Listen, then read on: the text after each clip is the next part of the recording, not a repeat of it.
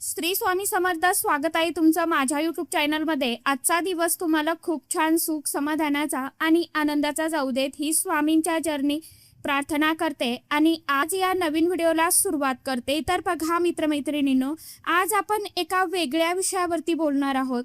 कारण की बघा, कधी ना कधी आपल्या घरामध्ये मधमाशी जी आहे ना, तर ती प्रवेश करतच असते, येतच असते. आता ही मधमाशी घरामध्ये येणं योग्य आहे की अयोग्य आहे? ही मधमाशी आपल्या घरामध्ये आल्यानंतर शुभ असते की अशुभ असते, याबद्दलच मी तुम्हाला थोडक्यात माहिती सांगणार आहे. कारण की बघा, प्रत्येकाच्या घरात कधी ना कधी घडते, घरात अचानक मधमाशी येते, थोडा वेळ गोंगावते आणि निघून जाते. अशा वेळी मनात आपला प्रश्न निर्माण होतो की हे शुभ आहे की अशुभ आहे, यामागे काही संकेत असतो का? बघा, वास्तुशास्त्र याबद्दल काय सांगतं, तर आज या व्हिडिओमध्ये मी तुम्हाला वास्तुशास्त्र आणि जुन्या परंपरानुसार संपूर्ण सत्य सांगणार आहे. त्यामुळे तुम्ही हा व्हिडिओ स्किप न करता शेवटपर्यंत नक्की बघा. चॅनलवरती तुम्ही जर हा व्हिडिओ पहिल्यांदा बघत असाल तर चॅनलला आवर्जून सबस्क्राईब करा आणि असेच नवनवीन माहितीपूर्ण व्हिडिओ बघण्यासाठी समोरील बेल आयकॉनलाही प्रेस करा. त्यामुळे काय होईल, जेव्हा कधी मी नवीन व्हिडिओ अपलोड करेन तर सर्वात अगोदर त्याचं नोटिफिकेशन तुम्हाला मिळेल आणि तुम्ही एकही व्हिडिओ मिस करणार नाही. कमेंट बॉक्समध्ये हर हर महादेव आवर्जून लिहा.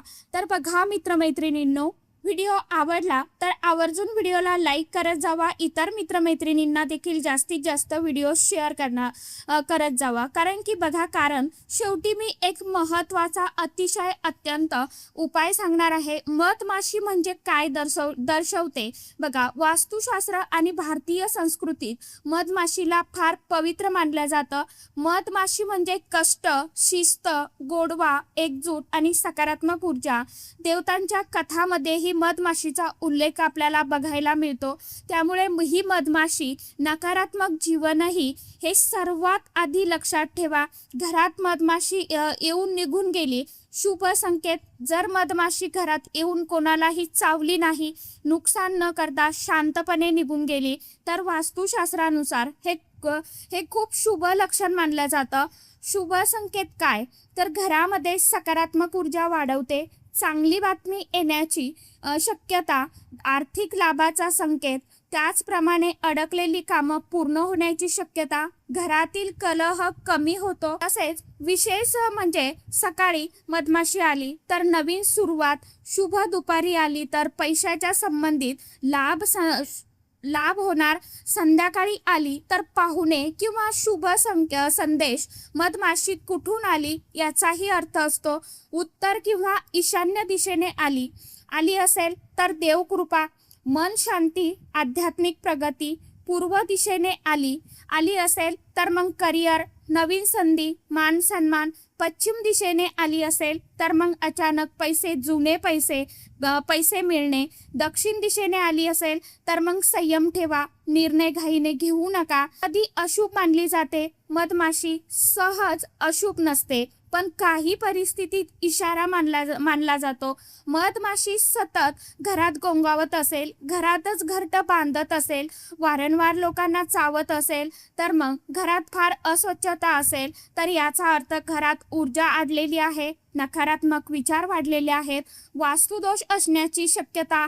पण घाबरायचं कारण नाही, कारण यावरती उपाय आहे बघा वास्तुशास्त्रानुसार.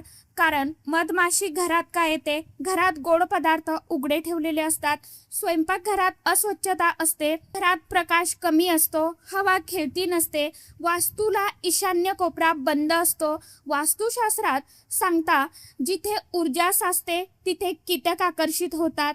उपाय, मधमाशी आली तर काय करावं बघा, मधमाशी मारू नका, घाबरू नका, ओरडू नका. सोपे वास्तू उपाय, घरामध्ये कापूर किंवा अगरबत्ती लावा, खिडक्या उघड्या करा, ईशान्य कोपरा स्वच्छ ठेवा, गोड पदार्थ झाकून ठेवा. त्याचप्रमाणे आठवड्यातून एकदा मिठाच्या पाण्याने आपली फरशी जी आहे तर ती पुसा. यामुळे मधमाशी स्वतःहून निघून जाते आणि नकारात्मक ऊर्जा जी आहे तर ती देखील नष्ट होते. तर बघा मित्रमैत्रिणींनो, घरात मधमाशी येऊन निघून गेली तर बहुतेक वेळा तो शुभ संकेतच असतो. तो म्हणजे सकारात्मक बदल, चांगली बातमी, समाधान आणि आर्थिक लाभ. फक्त घाबरू नका, निसर्गाचा संकेत समजून घ्या आणि त्याचप्रमाणे आपल्याला ह्या मधमाशीचा छोटासा उपाय जो आहे तर तो मी तुम्हाला सांगितलेला आहे.